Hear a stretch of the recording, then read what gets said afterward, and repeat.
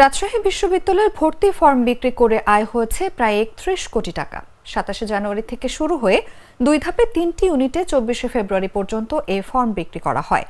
বিশ্ববিদ্যালয়ের ICT centre সূত্রে জানা গেছে, ২০২৪-২৫ শিক্ষাবর্ষে আবেদন প্রক্রিয়ার প্রাথমিক পর্যায়ে ৪,৪১,৯৭২ জন শিক্ষার্থী আবেদন করেন।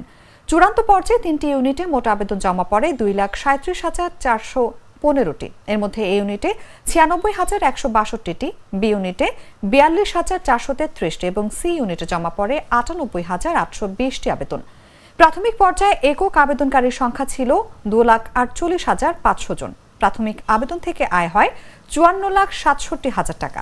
প্রাথমিক ও চূড়ান্ত ২ ধাপে আবেদন ফর্ম বিক্রি করে বিশ্ববিদ্যালয়ের আয় হয়েছে ৩০,৯৫,১৯,৫৪০ টাকা।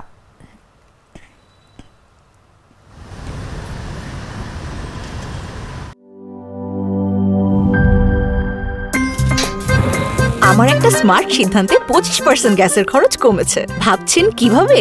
সাধারণ গ্যাস স্টোভ বদলে আমি এনেছি আরএফএল গ্যাস স্টোভ। এর সাইন্টিফিক নজল ও ব্রাস বার্নার ক্যাপ সমানভাবে তাপ ছড়িয়ে রান্না করে দ্রুত। তাই গ্যাসও বাঁচায় 25%, টাকাও বাঁচে 25%। আরএফএল গ্যাস স্টোভ নিরাপদ ও গ্যাস সাশ্রয়ী।